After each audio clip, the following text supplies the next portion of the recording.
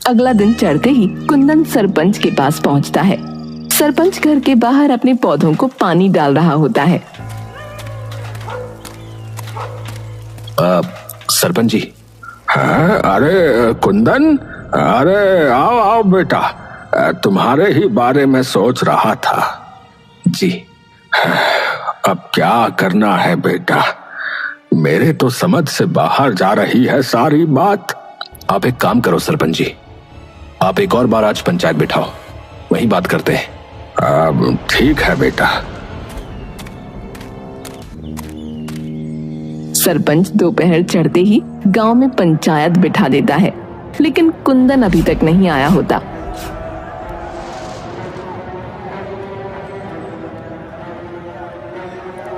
सरपंच जी, कल जो हुआ उसके बाद से हमें बहुत डर लग रहा है, कहीं हमारे बच्चे इसकी चपेट में ना आ जाएं। अरे मेरे भाई, उसी समस्या का हल निकालने के लिए तो बैठे हैं। सरपंच जी, मैंने सुना है कि इस वक्त सिर्फ हमारे गांव में ही नहीं बल्कि और कई जगहों में इसका प्रकोप फैला हुआ है। रोज अखबार में आता रहता है, कभी किसी की डेंगू से मौत, कभी मलेरिया से। तो एक खबर हमारी भी छपवा दो, क्या पता कोई मदद करने आ ही जाए। बेटा, हमें कोई नहीं देखने आएगा और इस गांव में किसी बड़े नेता या अभिनेता का कोई रिश्तेदार नहीं रहता, तो यहाँ पत्रकारों को अपनी कलम या कैमरा उठाने लायक कोई खबर नहीं मिलेगी। सरपंच जी, सरपंच जी।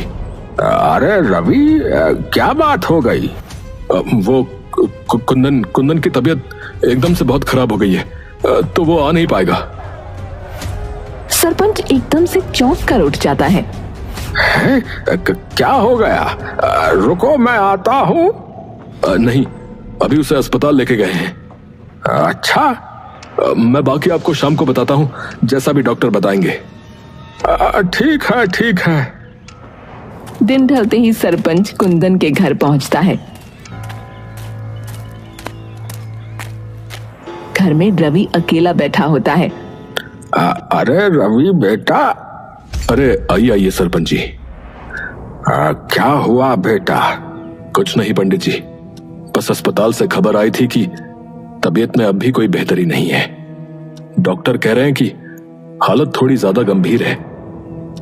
राम जी, इतने भले छोरे पे ऐसी आपदा क्यों डाल दी आपने? कोई नहीं सरपंच जी, आप घर जाइए, कुछ होता है तो मैं बताता हूं आपको। ठीक है बेटा, किसी चीज की जरूरत हो तो बताने में हिचकियो मत। ठीक है बेटा। जी सरपंच जी, धन्यवाद। कोई नहीं।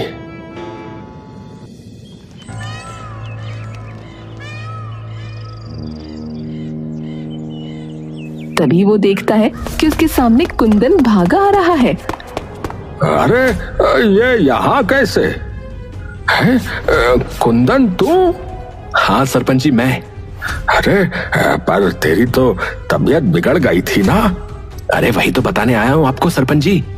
है क्या? अरे मैं तो मर ही जाता सरपंच जी, लेकिन तभी मेरी मौसी है ना, जो शहर में रहती है। हाँ। अरे उनके एक दूर के रिश्तेदार कोई ऐसी चीज लाए जिसे लगाते ही मैं थोड़ी देर में ठीक हो गया। सरपंच ये सुनकर भौंचक्का रह जाता है। क्या कहा? हाँ सरपंच जी, सच बोल रहा हूँ। क्या चीज थी वो बेटा? ये तो मुझे नहीं पता, उन्होंने जैसे ही मुझे वो रस पिलाया मैं कुछ ही देर में ठीक हो गया। अरे पर वो आया कहाँ से वो रस? पता नहीं, पर वो कह रही थी उनके गांव के तालाब में उसका फूल उगता है। अरे तो बेटा मंगवा ले उससे, गांव के सभी बच सकते हैं फिर ऐसी बीमारियों से। वो तो मैं करवा दूंगा, पर हमारे पास एक स्वर्ण मौका है इस वक्त गांव की सभी समस्याएं हल करने का। मतलब कि अगर ये बात फैल गई कि इस गांव में ऐसी दवाई है जिससे लोग ठीक हो जाते हैं, तो सारे लोग भागे भागे यहाँ आएंगे, क्योंकि इस वक्त सिर्फ हमारा गांव ही नहीं और भी कई जगह ये महामारी फैली है। हाँ, बात तो ठीक कही बेटा, पर ये सब होगा कैसे? देखिए, आप गांव के लोगों को बता दो और फिर देखो कैसे फैलती है बात। आप 10 कानों तक पहुंचाओ, 10,000 तक अपने आप पहुंच जाएगी। समझ गया। सरपंच उसी दिन जाकर गांव के कई लोगों को ये बात बता देता है। पूरे गांव में ये बात बिजली की तरह फैल जाती है। सभी लोग इसी की बात करने लगते हैं। तूने सुना, उस कुंदन को एक चमत्कारी अमृत ठीक कर गया, वरना वो तो बिल्कुल मरने ही वाला था। अरे मर गया था, जिंदा हुआ वापस भैया। सुबह होते ही कई लोग सरपंच के घर भागे आते हैं। अरे सरपंच जी, सरपंच जी। अरे क्या हो गया? अरे सरपंच जी, अरे बाहर आके देखो, गांव में भीड़ जुट गई है। हैं, क्या हो गया? अले थलपंत दी, लंबी लंबी गालियां आई हैं और लड़कियां भी। हैं? क्या बोल रहा है? सरपंच बाहर जाता है तो देखता है कि सामने कई टीवी चैनल्स की गाड़ियां आई हुई हैं। सभी पत्रकार सरपंच की तरफ भागते हैं और उनसे सवाल करने लगते हैं। एक जना पूछो सवाल बस, वरना ऐसे तो मुझे कुछ समझ में नहीं आएगा भाई। तभी उनमें से एक पत्रकार निकल कर आती है और अपने कैमरामैन को भी साथ ले आती है। नमस्कार सरपंच जी, मेरा नाम अवंतिका है, तरसों तक न्यूज से। नमस्कार नमस्कार। रोल करो। तो सरपंच जी, इस वक्त आपका गांव बहुत चर्चा में है। आपके गांव में कोई ऐसा अमृत है जो कैंसर ठीक कर देता है? क्या? ये किसने कह दिया? आप ही के गांव वालों ने। अरे इन गधों को सुनता कुछ और है, ये बोलते कुछ और है। हाँ, अमृत नहीं है, एक तरह के फूल का रस है और कैंसर ठीक नहीं होता। ये आम डेंगू मलेरिया वगैरह ठीक होता है। हमारे गांव में एक लड़का है कुंदन, वो बिल्कुल मरने ही वाला था, लेकिन जैसे ही उसने वो रस पिया वो एकदम ठीक हो गया। तो इस वक्त वो लड़का कहाँ है? अरे भाई, सरपंच तू सारी बात छोड़, पहले मुझे वो दवा दे, मेरे भतीजे की तबीयत खराब है। क्यों दे? ठेका उठा रखा है हमने। सभी कुंदन की ओर देखते हैं। ये रहा जी वो लड़का। पत्रकार भागकर कुंदन के पास चली जाती है। अरे क्यों नहीं देगा? हैं? ऐसे कैसे नहीं देगा? क्या करोगे वरना? मार के फेंकवाओगे? यही ना जो उस दिन बोले थे विधायक जी। सभी कैमरे एकदम से विधायक की तरफ घूम जाते हैं। जी पहले तो क्या आप अपना नाम बता सकते हैं? कुंदन कुमार चतुर्वेदी।